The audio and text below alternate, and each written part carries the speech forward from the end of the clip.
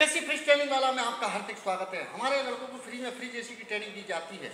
आज का प्रश्न है, जैसे मान लो रेफ्रिजरेंट है, आपके रेफ्रिजरेटर में जो रेफ्रिजरेंट गैस डाला गया उसमें कौन कौन से गुण होना चाहिए, यानी कि अच्छी रेफ्रिजरेंट गैस में कौन कौन से गुण होना चाहिए, ये आज का महत्वपूर्ण प्रश्न है। सर्वप्रथम उसमें जो रेफ्रिजरेंट डाला गया रेफ्रिजरेटर के अंदर उसके गुण होना चाहिए, यानी कि लीक टेंडेंसी, यानी लीकेज में कमी होना चाहिए। लीक टेंडेंसी का मतलब है अगर आपके रेफ्रिजरेटर में गैस लीक हो जाती है तो उसको आसानी से पता लग जाना चाहिए। जैसे कुछ रेफ्रिजरेटर के अंदर पीछे जाली आती है, उसमें गैस निकलती है, आसानी से पता लग जाता है, लेकिन कुछ रेफ्रिजरेटर में जाली पीछे नहीं होती, साइडों में होता है, तो आसानी से रेफ्रिजरेटर का पता नहीं लग पाता। यानी कि जो गैस हम डाला जा रहा है उसका लीकेज का आसानी से पता लगाना चाहिए, उसको हम लीक टेंडेंसी कहते हैं। कम विस्कासिटी, कम विस्कासिटी का मतलब विस्कासिटी लोअर विस्कासिटी, यानी कि लोअर विस्कासिटी का मतलब होता है lower the viscosity better the heat transfer rate, यानी कि जिसकी विस्कासिटी रेफ्रिजरेंट की अच्छी होगी, जितना आपका जाल जितना साइड गर्म होगी हीट ट्रांसफर करेगा, उतना आपके खाद्य पदार्थ खाने पीने की वस्तुएं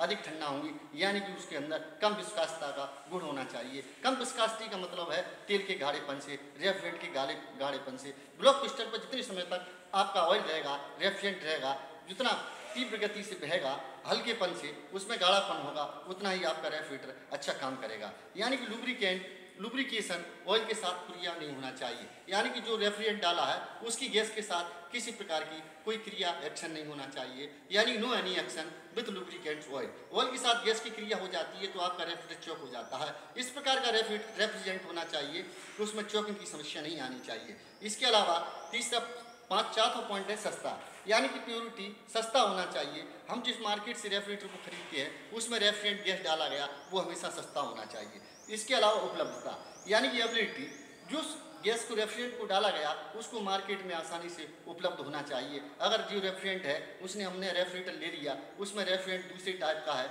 यानी कि 410 है, यानी कि 290 है, R600 है, कुछ गैस है जो मार्केट में आसानी से नहीं मिलती, उस प्रकार का हमको रेफ्रिजरेंट वाला नहीं लेना चाहिए।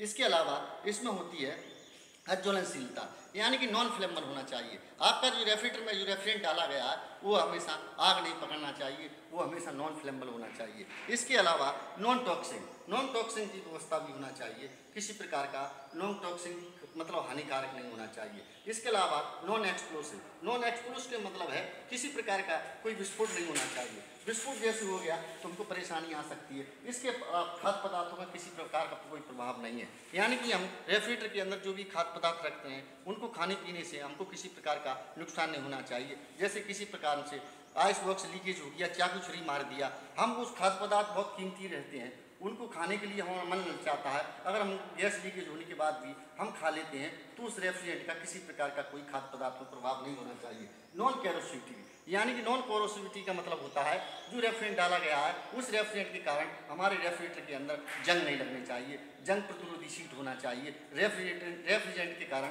हमारे यूनिट के अंदर जंग प्रतिरोधी शक्ति होना चाहिए। हमको एक अच्छे रेफ्रिजरेंट वाला रेफ्रिजरेटर को खरीदना चाहिए। आज आपको एसी फ्रिज ट्रेनिंग वाला की तरफ से सुझाव है, ऐसा रेफ्रिजरेटर खरीदें, इसमें इस गैस के इस प्रकार के गुण होना चाहिए। धन्यवाद।